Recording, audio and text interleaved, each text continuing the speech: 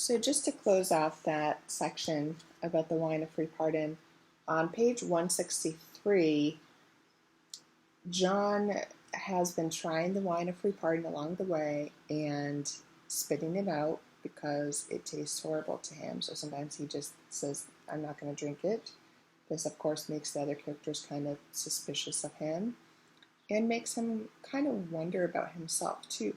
Why is he not able to drink this? And why do all the other creatures think it's so good?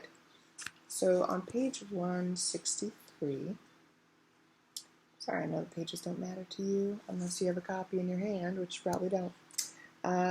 So on page 163 says he finally is going to drink the wine of free pardon. So Mab, the wizard, he's not a wizard, he's a seer, but he has magically transported this cup of the wine of free pardon to where John is being held captive, and basically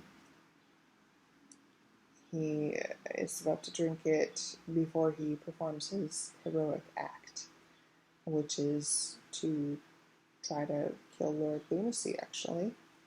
Fearfully, he looked around. To his joy, he saw a silver flagon beside him. He sat up, reached for it, and raised it slowly. It was heavy.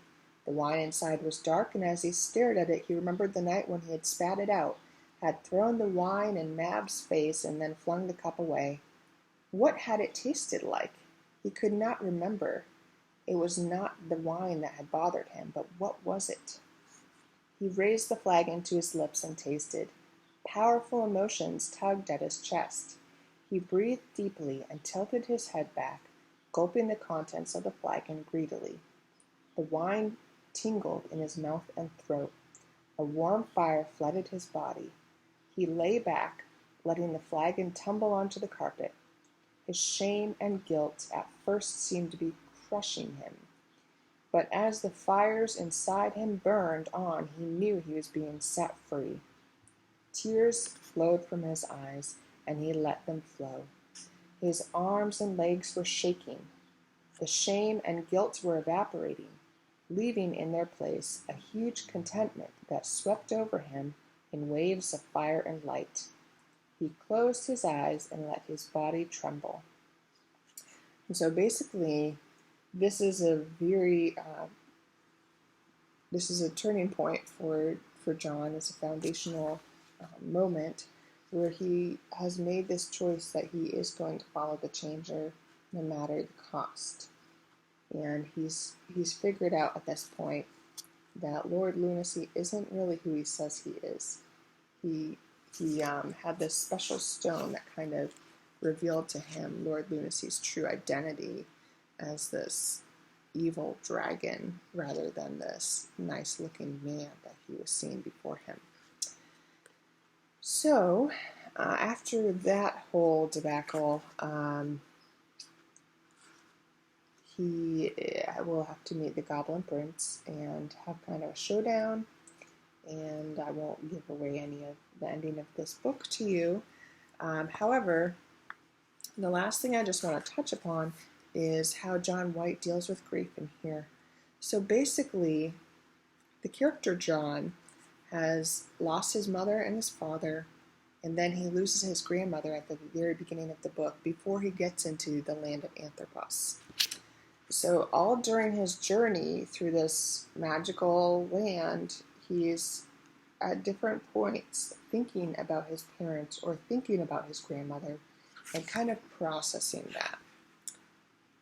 And it isn't really until the end that he is able to face his grandmother's death. And that happens, in fact, in the showdown with the Goblin Prince, because the Goblin Prince has made this vision appear of his grandmother to distract John from the battle so that he can gain an advantage. And John has to realize that can't really be my grandmother standing there because I know she's dead. And that can be very hard. That can be a hard realization, especially for a child. the child's used to having someone around. So anyways, I think that John White is very much in touch with what, children go through, how they think, what they feel. And I would recommend this book if you're looking for a good children's fantasy, if you're looking for a good Christian allegory, either of those. It is technically not a classic, but this is a series I've really enjoyed over the years, since I was a child. So thanks for listening.